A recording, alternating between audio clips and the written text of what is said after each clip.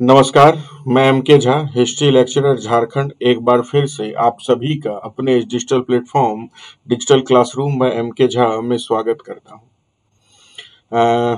सबसे पहले तो मैं आपको ये बतलाना चाहूँगा कि आज हम लोग एक बार फिर से लेखन कला और शहरी जीवन से संबंधित महत्वपूर्ण टॉपिक को आपसे संबंधित जो भी महत्वपूर्ण प्रश्न होंगे, उसको मैं आप लोगों के साथ साझा करूँगा। जो 11th के इतिहास की जो हमारी पुस्तक है, विश्व इतिहास के कुछ विषय, इसके चैप्टर लेखन कला और शहरी जीवन, जो बेसिकली मेसोपोटामिया की सभ्यता से संबंधित है, इससे जुड़ा हुआ महत्वपूर्ण प्रश्न मिलेगा, जो बेसिकली गणित और विज्ञान की जो स्थिति थी मेसोपोटामिया में, उसको लेकर के इम्पोर्टेंट क्वेश्चन को मैंने यहाँ पे आपके सामने रखा है। यदि आप क्लास 11th के छात्र हैं, खासकर झारखंड बोर्ड के छात्र हैं, तो आपके लिए यह टॉपिक बहुत ही महत्वपूर्ण रहने वाला है, क्योंकि इसमें मैंने सिर्फ उस प्रकार के प्रश्नों को लिया है जो सीधे आपके एग्जामिनेशन में पूछे जाएंगे। तो अगर वीडियो आपको पसंद आए तो चैनल को आप जरूर सब्सक्राइब कर लीजिएगा, साथ ही साथ इसे लाइक भी करिएगा और अपने दोस्तों के साथ शेयर करना तो बिल्कुल भी नहीं भूलिएगा। तो जो सबसे पहला प्रश्न आपके स्क्रीन पर है, आपके सामने है, मेसोपोटामिया के लोगों ने किस अंक प्रणाली का आविष्कार किया था, है ना। मेसोपोटामिया के जो लोग थे वो किस प्रकार की अंक प्रणाली इसका इस्तेमाल करते थे अपनी वस्तुओं को मापने के लिए, दूरी को मापने के लिए, या अपनी वस्तुओं को नोट करने के लिए। तो याद रखना है, वो जो अंक प्रणाली थी वो षष्ठी आधारित अंक प्रणाली थी, यानी कि 60 के गुणक, है ना, उनकी अंक प्रणाली थी। वही है अगला प्रश्न भी हमारा कि षष्ठी आधारित प्रणाली का क्या अर्थ है। ये भी बहुत इंपॉर्टेंट हो जाता है कि षष्ठी आधारित जो सिस्टम था, जो प्रणाली था, उसे वो आखिर क्या था। तो ये सिंपल है कि वे लोग 60 के आधार पर गिनती करते थे। जैसे आजकल हम लोग दशमलव प्रणाली का इस्तेमाल करते हैं, हालांकि मेसोपोटामिया में भी दशमलव प्रणाली का इस्तेमाल हो रहा था। दशमलव प्रणाली का अर्थ होता है 10, 10 के बाद 100, 100 के बाद 1000, यानी वहाँ 10 के गुणक के रूप में दशमलव प्रणाली में हम इस्तेमाल करते हैं। और जो षष्ठी आधारित प्रणाली है, वहाँ पे 60 के आधार पर गिनतियां की जाती हैं। अगला इंपॉर्टेंट है, देखिए क्वेश्चन है कि किस सभ्यता ने 1 घंटे को 60 मिनट और 1 मिनट को 60 सेकंड में बांटा था। बहुत इंपॉर्टेंट है। आज भी अगर हम घंटे की बात करें, मिनट की बात करें, तो वो 60 के गुणक में ही दिखलाई देता है, और इसे सबसे पहले मेसोपोटामिया के लोगों ने ही बांटा था। ये भी एग्जामिनेशन के पॉइंट ऑफ व्यू से काफी महत्वपूर्ण हो जाता है ना। तो इसको भी आप ध्यान से याद रखिएगा। खासकर मेरे जो क्लास के विद्यार्थी हैं, उनके लिए यह वीडियो बहुत ही ज़्यादा महत्वपूर्ण रहने वाला है, क्योंकि आपको पता है कि क्लास में मैंने बहुत विस्तार पूर्वक इस टॉपिक को आपको समझाया और बतलाया है।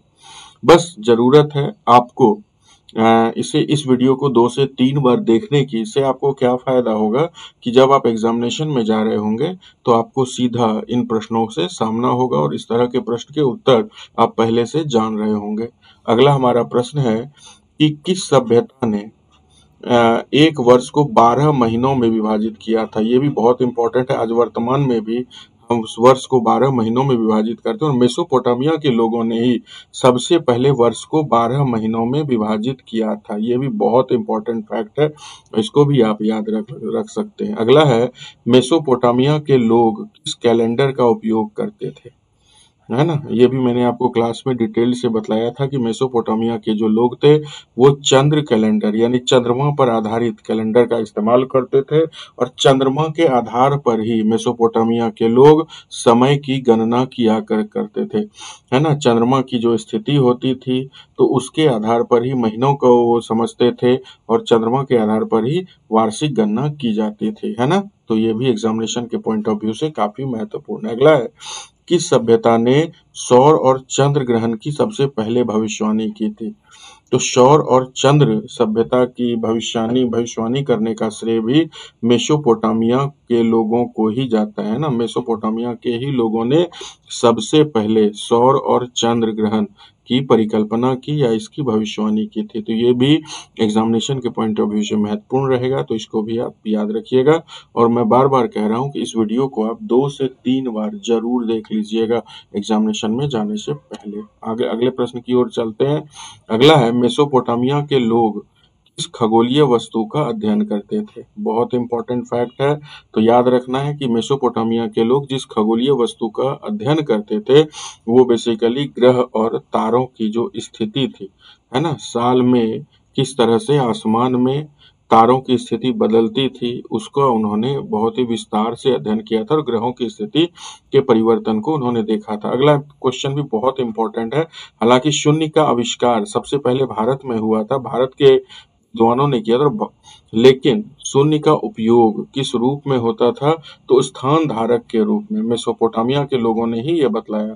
मेसोपोटामिया में शून्य का उपयोग किस रूप में होता था, तो याद रखना है स्थान धारक के रूप में, यानी यूनिट के रूप में। अब आज भी आप देखोगे शून्य का उपयोग हम स्थान धारक के ही रूप में करते हैं और मेसोपोटामिया के लोग भी इसी स्वरूप में शून्य का उपयोग करते थे। तो एग्जामिनेशन के पॉइंट ऑफ व्यू से यह भी बहुत ही इंपॉर्टेंट क्वेश्चन है हमारे लिए, इसको आप याद रख लेना।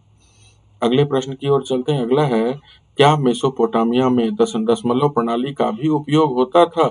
हाँ, बिल्कुल होता था, है ना, लेकिन जो षष्ठी आधारित प्रणाली थी वह अधिक उपयोग होता था, अधिक प्रचलित था। तो इसका उत्तर क्या हो जाएगा? हाँ, लेकिन षष्ठी आधारित प्रणाली अधिक प्रचलित था। अगला है, मेसोपोटामिया के लोगों ने किस गणितीय अवधारणा का विकास किया? तो बहुत सारी अलग अलग प्रकार की गणितीय अवधारणा थी जिसको मेसोपोटामिया के लोगों ने विकसित किया था। तो क्या था? तो वर्गमूल निकालना, है ना, इसके अलावा घनमूल निकालना, चक्रवृद्धि ब्याज, इन सब का कैलकुलेशन सबसे पहले मेसोपोटामिया के लोगों ने ही किया था और वहीं से इसका इस्तेमाल पूरी दुनिया ने करना सीखा। तो एग्जामिनेशन के पॉइंट ऑफ व्यू से ये भी बहुत इंपॉर्टेंट है।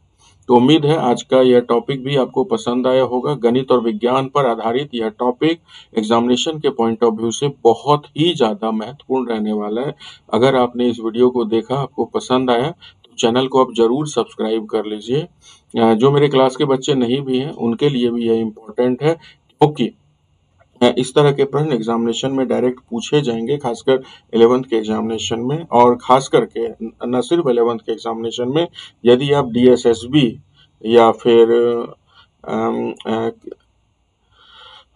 एकलव्य विद्यालय जैसे एग्जामिनेशन की अगर तैयारी कर रहे हैं तो आपके लिए यह इम्पोर्टेंट टॉपिक है, क्योंकि इसी सिलेबस को वो फॉलो करते हैं। तो यह एक इम्पोर्टेंट सेगमेंट हो जाता है हमारे लिए।